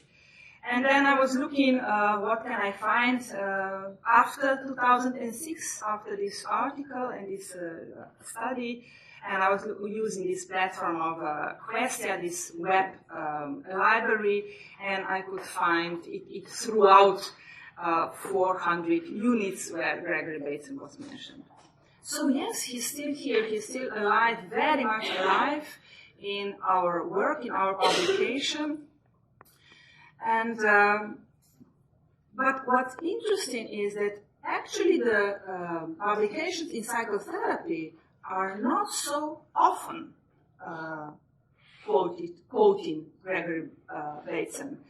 And what was for me very interesting, following some authors, is this understanding that, yes, Gregory Bateson, even in psychotherapy, even in systemic and family, even it's paradoxical because it should be here, but he is mentioned, but not in a, how do I say, in some substantial way. It's more like someone you have to refer to. It gives you credibility as a writer, as the author, but you don't really make use of his ideas. I found really interesting. Ornament. Yes, like an ornament, yes, really. Yeah, like an ornament, like a beauty ornament. So then there was this kind of analysis. Was it you that you mentioned this? Francesco, was it you that I'm quoting? Because I have your name. I think it was you. Thank you. I think it was you. You were doing kind of study of, so how do they mention Gregory Bateson's ideas? And then you commented that you sort of proposed categories, right? And they said there are some who just integrate Gregory Bateson's ideas with some other directions, other approaches, theoretical approaches, or even epistemological maybe. Then there are those who are very openly rejecting cybernetics proposed by Gregory Bateson. And then there are some who are sort of minimizing, yes, these early systemic ideas. These are early systemic ideas, and they are not so worth anymore. They are out of date probably also. Their influence is no more here. But that's paradox, isn't it? We can see how this legacy of Gregory Bateson is still so strong in scientific publications, in all kinds of areas, in addition to those that I have mentioned, also qualitative research. I think you mentioned it maybe, and yes, and in all kinds of, in ethics and so on, and of course ecology that Jernej will probably talk about that. So, and then I think, Francesco, you mentioned that there is, in some authors express a certain pessimism, that there is no positive change on the horizon, that this perspective will just remain. And I was just thinking in my articles that I'm actually referring to with my presentation now, is that, yes, it's difficult. It takes work. You have to read it one time, 2 times. Graham, you were talking many years. I was reading, and Miran, you were talking about your confusions and so on. So yes, it takes work, and maybe that's why that's the pessimism, that who will do this work.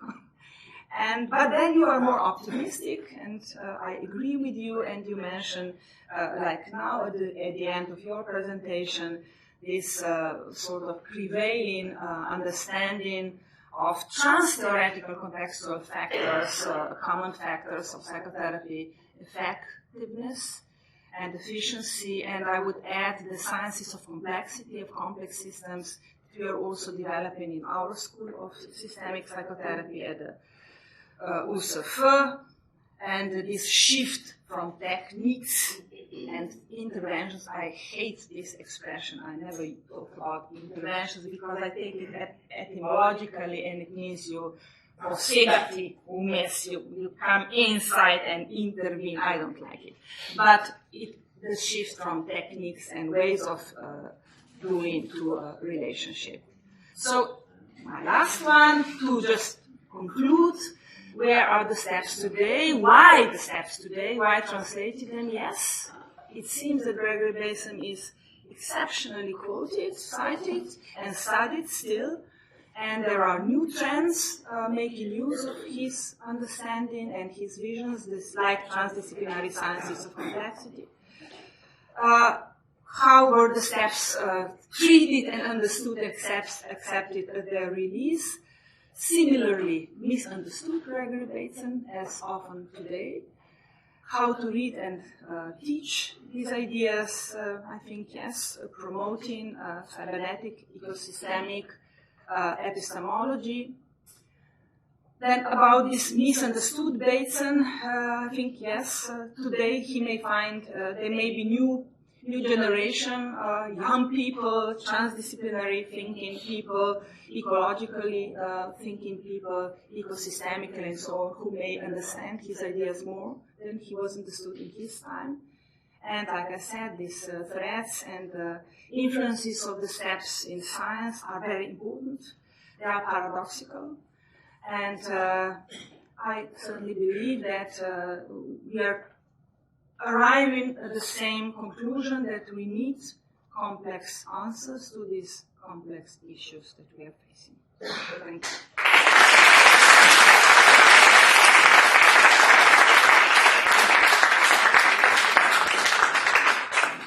Hvala, Lea. In še zadnji govorec, ki bo ekološko zaokrožil to Batesanovo misel, Jernej Stritih, tudi prevajalec enega eseja v tej knjigi Zavesti namen doktorali, ki smo jo drugače leta 1993, ki so ga objavili v Novi reviji. Jernej je doma po celem svetu z ekološkimi projekti, tako da ima kar zelo širok pogled na to problematiko. Izvolite. Hvala vsem, ki ste ostali do zdaj. Bojim se, da ne bom povedal kaj dosti novega, ker ni bilo že povedano. Gregoryja Batesona, ena od zanimivih stvari, ki jih je rekel, je, da sta dva opisa boljša od enega opisa. Morda ni slabo, da kaj pomenimo. Zdaj, zakaj je tale slika? Mogoče vprašanje vam, pa ni treba, da vsi zdaj odgovarjate, ampak da se zamislite, kaj vidite vi v tej sliki.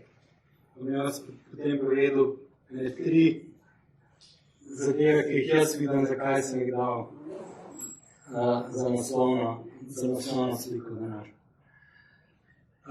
Najprej pač govorimo o odnosu človeka do narave. Tukaj vidimo človeka v zelo naravnem okolju, ki je specialno opremljen za to, da preživi v tem naravnem okolju. Ima čelado, da se ne razbije glave, ima rešilni jopič, da lahko plava, ima čoln, s katerim se lahko voz po vodi, veslo in tako naprej.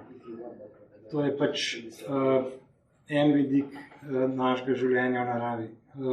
Druga zadeva, ki je meni osebno pomembna, se s tem športom tudi ukvarjam, je, da če želiš uživati v kajaku, v tem športu, se moraš naučiti ne samo racionalno, zavestno nekih zadev, ampak moraš v bistvu razumeti, kako se voda obnaša, kako hidrologija deluje in to v bistvu ponotranjiti tako v ta podzavest in tudi v motorično učenje. Skratka, telo skupaj z možgani mora biti sposobno se odzivati na to, kaj se na vodi dogaja, kaj oči vidijo, kaj ravnotežni organi čutijo, kaj se dogaja. In v tem smislu je to lahko eden od dobrih načinov razumevanja tudi tega Batesonovega pač različnih ali pa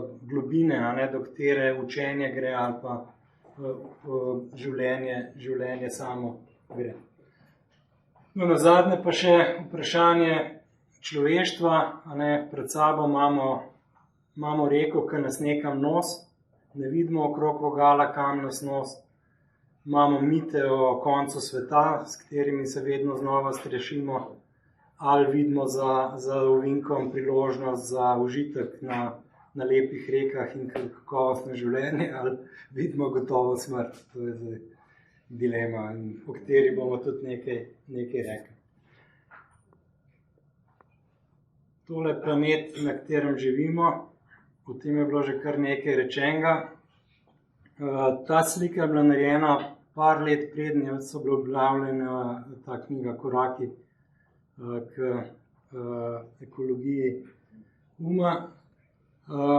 In eno od ključnih vprašanj, ali pa to, o čemer je bilo tudi danes že govora, da je pač Bateson bil eden prvih, ki so dejansko razumeli, zakaj gre na tem planetu. In če pogledamo od blizu, vidimo, to je pač en detalj z planeta Zemlje, kjer vidimo celo kompleksnost tega, kaj se je na Zemlji zgodilo. Skozi evolucijo smo prišli do tega, da so se razvile rastline, ki imajo cvetove, ki potrebujejo za svoje opraševanje, se pravi za razmnoževanje, potrebujejo drugo življenjsko vrsto, se pravi žuželke, čebele, ki jih oprašujejo, ki brez njih vse cvetnice, te pač kritosemenke, se pravi rože, kot jim rečemo, te, ki imajo take lepe cvetove, brez žuželk ne bi imele nobenega smisla. In tudi dokler žuželk ni bilo, tudi takih rož ni bilo na svetu, zato ker so bile nepotrebne. Ampak kar je pa še bolj zanimivo, je pa to, da gre za domačo hransko čebelo. Skratka, za žival, ki živi v simbiozi s človekom, ki jo človek uporablja za to, da dobi med, in zaradi tega imamo toliko več teh čebel po svetu in tako naprej. Skratka, kompleksnost življenja in kako smo ljudje vpeti v to življenje je neverjetno in greš lahko v to globino, kolikor daleč želiš. Kako jaz vidim, kaj je prispevek Batesonov, je ta, da je postavil nekatera vprašanja, ki so mogoče prevelika, da jih lahko odgovorimo. Ampak ključno vprašanje njegova, po mojem mnenju, je, kako je možno, da se je na Zemlji razvila takšna kompleksnost in lepota.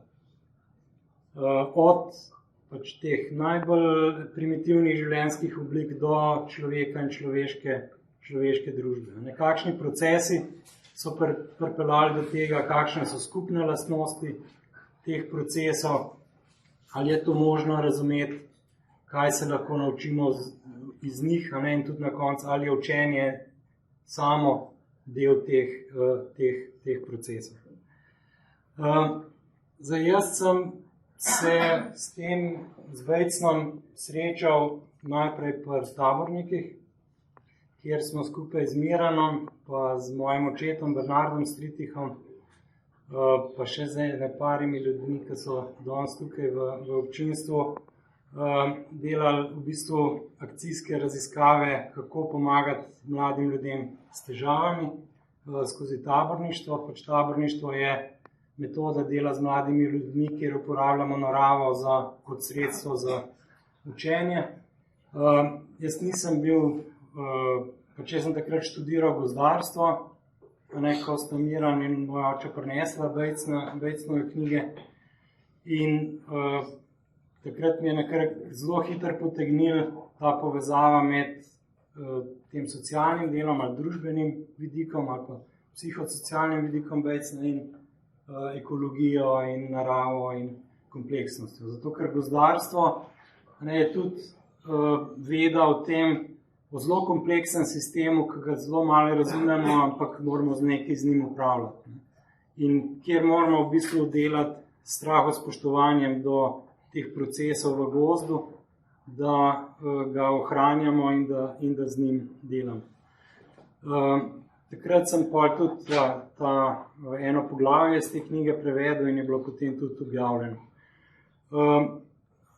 Potem sem se ukvarjal kar dosti, pač moja kariera je potem bila predvsem na začetku v okviru okoljske politike, pa Zelenih Slovenije. 3krat v svoji karieri sem delal za slovensko vlado na področju varstva okolja. In tukaj moram reči, da mi je to razumevanje zelo prav prišlo, ker pri vprašanju, kako dejansko rešiti okoljske probleme, se soočamo z vsemi temi težavami, v katerih Bateson ali pa na kar Bateson uporablja, in te njegove zadeve so zelo praktične. Zdaj pa pač imam skupaj z otrokoma družinsko podjetje svetovalno, kjer veliko delam v tujini. Trenutno na Kavkazu vodim en večji projekt, kjer poskušamo zagotoviti varstvo narave s pomočjo lokalnih skupnosti, se pravi s pomočjo vaških skupnosti, da sami te zadeve delajo. In tukaj spet v bistvu ima možnost uporabljati celo paleto vseh teh Batesnovih idej in zgodb in tako naprej, kjer hkrati delamo od posameznika do družine, do vaških skupnosti, do države in pa seveda s ciljem, kako ohraniti naravno okolje, živalske vrste in tako naprej. Tako da lahko rečem, da, kot je rekel Kurt Lewin, nič ni tako praktičen kot dobra teorija in nič ni tako praktičen kot globoko poznavanje Gregoryja Batesona, ker zmeri znova ti prav pride. Zakaj je pa zdaj ta teorija?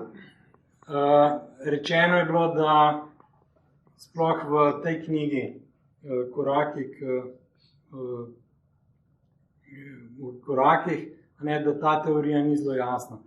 V knjigi Narava in nujna enotnost poskuša Bateson to bolj poenotiti in imamo pa seveda cel kup stvari. Cela ideja o mind, ki je v slovenščini zelo zanimivo povezati z besedo razum. Kaj pomeni razum, če vemo, kaj pomeni po Batesonu. To je pač nekaj, kar snamemo z uma, oziroma kar je en del uma. Potem omenjena je bila definicija informacije. V tej knjigi Narava in je zelo dober del o predpostavkah današnje znanosti in razumevanja sveta, pod naslovom Vsak šolar ve, kjer v bistvu razsuje cel kup teh predpostavk, ki jih imamo za same posebej pomembne. Mislim, da mogoče danes ni bilo dosti omenjeno to razmerje razumevanja stvari, kjer gremo od opisa nekega stanja preko tautologije, se pravi nekega sistema, nekega modela, ki ga ima sprejemnik ali pa tisti, ki nekaj opaža sam pri sebi, na podlagi tega vzpostavljanje razlage. To je v bistvu način, kako ljudje zaznavamo realnost in v medsebojnih odnosih in v odnosu z naravo. Se pravi, moramo imeti nek model, s pomočjo katerega, ali pa neke vrednote, s pomočjo katerih sodimo nekaj. Sam opis, sam pogled na neko stvar nič ne pomeni. Moramo imeti neko prejšnje znanje ali pa neke predpostavke. In potem morda ena zadeva, ki je zelo pomembna v ekološkem smislu, je ta Batesonova teza, da je predobra prilagoditev predstavlja zasvojenost.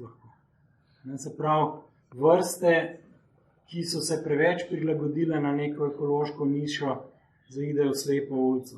Ali pa nekaj, kar je preveč dobro, kar je preveč ugodno, kar nam preveč paše, v bistvu povzroči zasvojenost. In to mislim, da pač imamo s tem probleme na individualni ravni danes, ampak tudi cela civilizacija ima ta problem. Kot je že Francesco rekel, je ta definicija uma v naravi in umu po moje centralen del Batesonove teorije in s to definicijo se da veliko pomagati, če jo razumemo. Kar je pa pomemben, je pa to, da so misel, evolucija, ekologija, življenje, učenje, to se pojavljajo samo v sistemih, ki zadovoljujejo kriterije uma. In zdaj radikalno gledano, Bateson pravi, da je planet Zemlja v tem smislu njegove definicije. Mi smo pač del tega, ali pa naši umi, ali pa mi smo del tega uma in tega se bi bilo dobro zavedati, pa se dostikrat ne.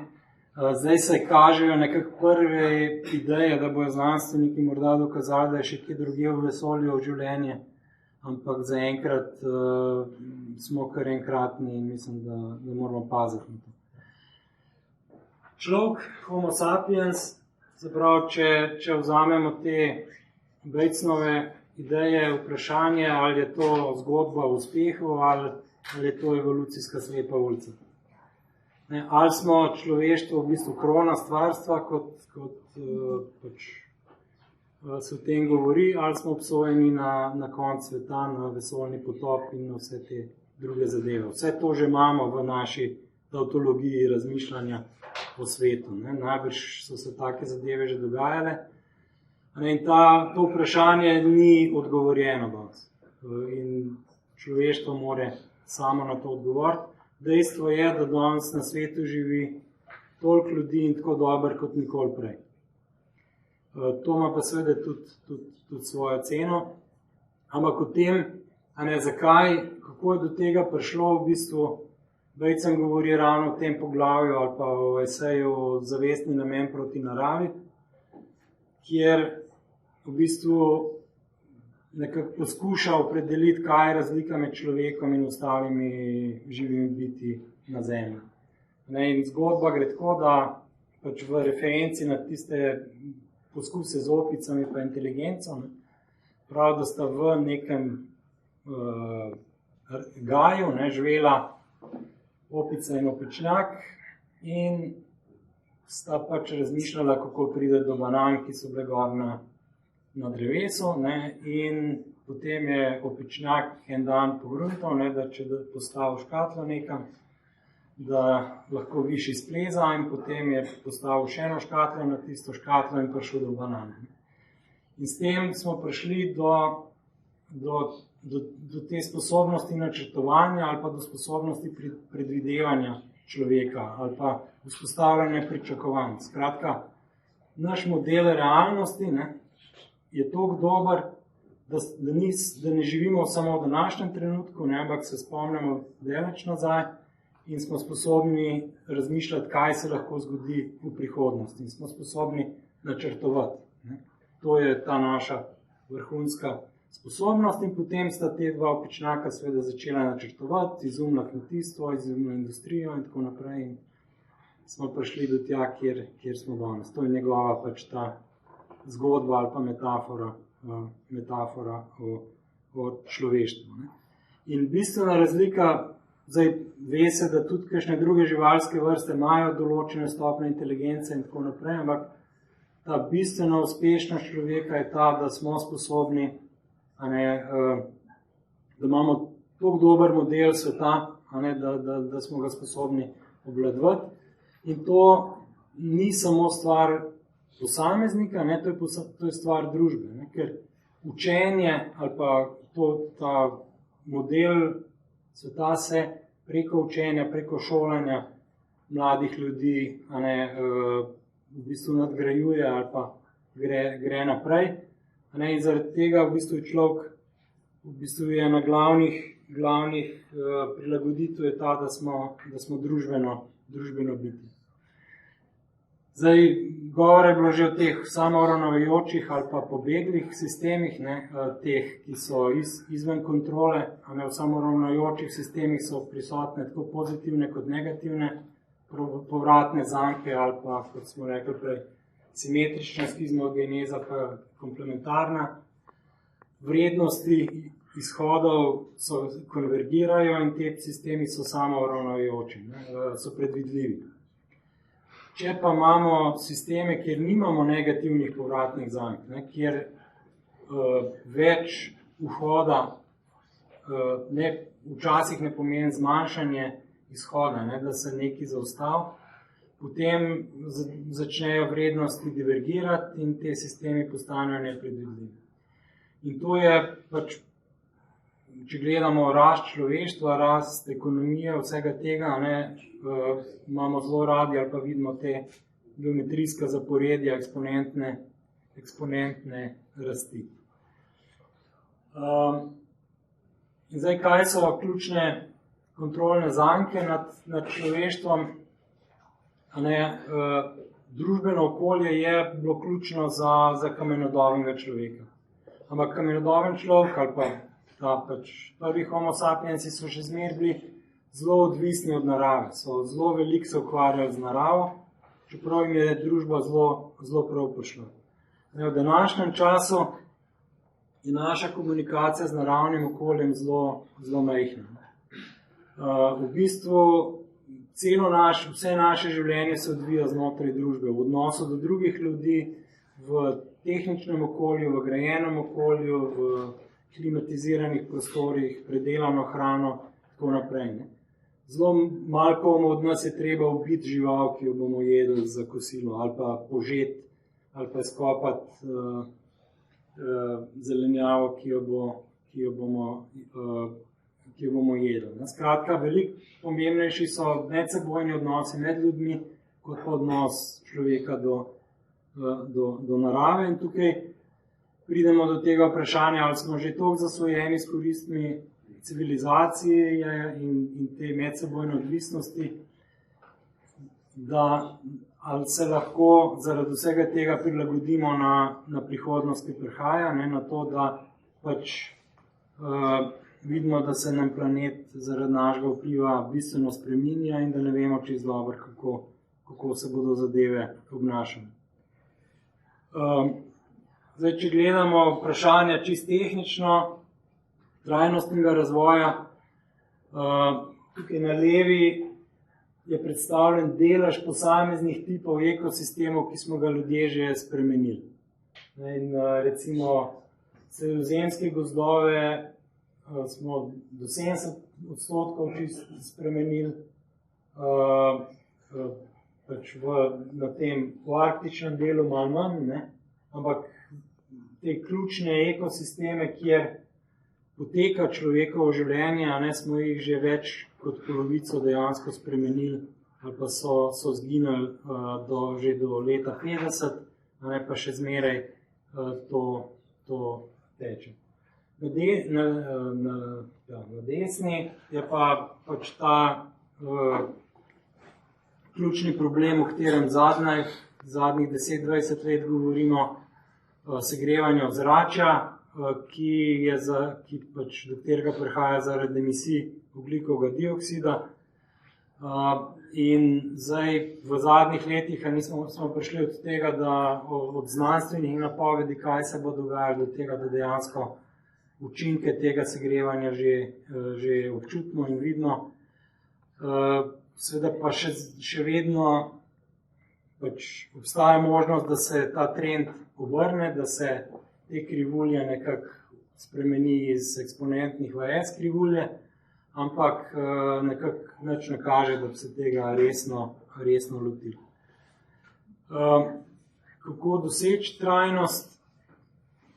Tukaj je ekološki odtis prikazan, to je v bistvu en kazalnik, ki prikazuje cel pritisk človeštva na Zemljo, v smislu, koliko hektarov porabimo rodovitne zemlje, oziroma koliko virov pretvorjenih v hektarje rodovitne zemlje porabimo. Zdaj smo nekje, da na letno porabimo 1,5 do 2 zemlji kot človeštvo vseh virov. Največ je tega zaradi tega, ker izkoriščamo kredit fosilnih goriv. To, kar se je čez milijone let akumuliralo v smislu kemične energije, zdaj porabljamo. Če bo šlo vse tako, brez ukrepov, bo tam do leta 50 bomo porabili 3 zemlje. Porabo moramo zmanjšati bistveno na eno zemljo, da bi jo uravnotežili. Zdaj, graf za Slovenijo, pa vidimo, da naša biokapaciteta je približno 2 hektara zemlje na prebivalca, poraba je bila pa že tam okoli leta 2008 okoli 6 globalnih hektarov na prebivalca, potem je padla, zdaj spet raste. Skratka, tisti rdeč del moramo spraviti do zelenega dela, da bomo lahko rekli, da smo v ravnotežju z Zemljo. To pomeni stabilizacijo prebivalstva, zmanjšati rabo virov, večja učinkovitost, zmanjšati onesnaženje, se pravi, da ne bomo zastrupljali Zemljo, in pa tudi, da ohranimo delovanje ekosistemov neodvisno od človeštva. Skratka, da ne spremenimo čisto vsega v svojo korist. Zdaj, tehnično so te zadeve logične. Pred 30 leti skoraj, oziroma leta 1992 je bila podpisana konvencija o boju proti podnebnim spremembam v Rio de Janeiro, bili so sprejeti principi trajnostnega razvoja, in od tega časa se pač emisije CO2 in drugo onesnaženje še vedno samo povečuje. In zdaj pridemo do tega, kje je problem. Problem ni, da ne bi vedeli, kako tehnično v odnosu z naravo zadeve rešiti. Problem je, da se ne znamo med sabo zmeniti. In zdaj v zadnjem letu je Greta Thunberg recimo nekak simbol tega boja novih generacij. In mislim, da je zelo pomembno to, kar je rekla prejšnji teden v Združenih narodih. Ne govorite, da nam, moje generacije, mladi vzbujajo up. Mi smo tista generacija, ki smo za mlade zapravili svet.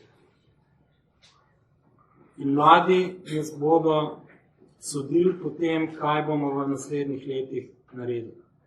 Zanimivo je pa to, da tudi na slovenskih socialnih medijih in na časopisih so se že začeli napadi na njo, kako je ona del svetovne zarote, kapitala, korporacij in tako naprej. Skratka,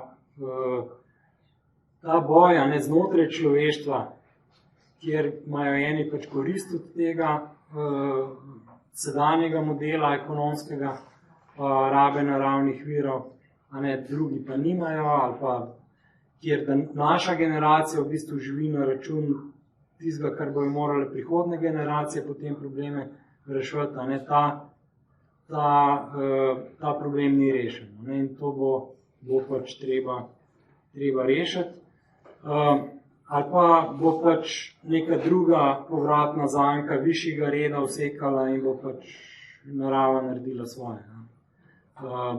Ne vemo, kako se bodo zadeve urejale, ampak zadeve prihajajo,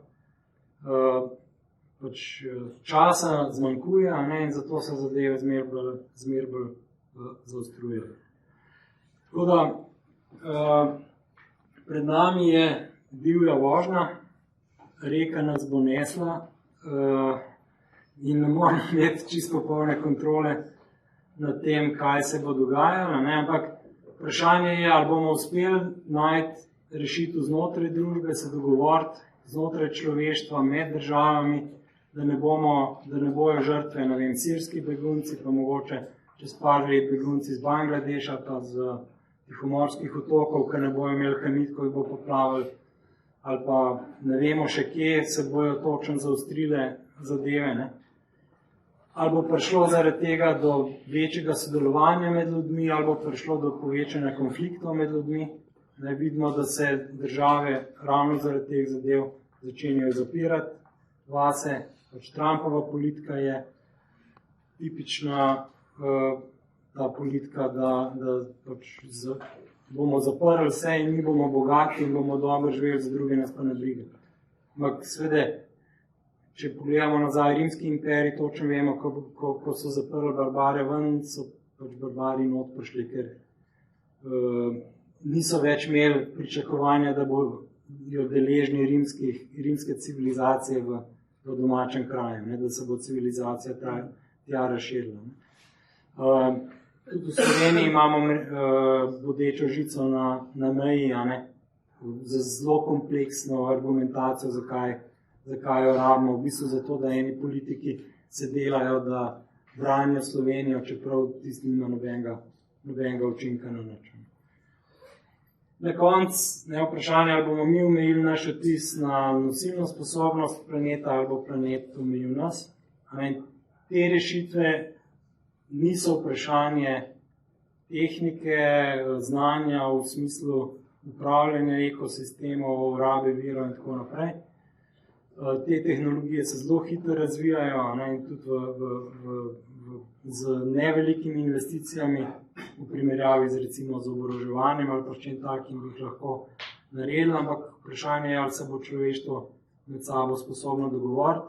Okolje je lahko zelo dober argument za sodelovanje pa za skupno delovanje, lahko je pa, če pa nočemo sodelovati, je pa lahko zelo dober argument za konflikte pa za pa za kreganje.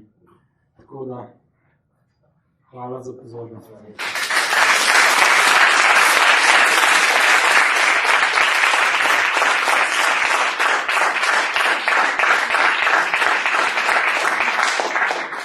Ja, hvala vsem, ki ste se zdržali do konca. Upam, da smo vzbudili zanimanje in da boste segli po tej zeleni knjigi in da bo tudi naša prihodnost še ostala zelena za vse nas. Hvala lepa.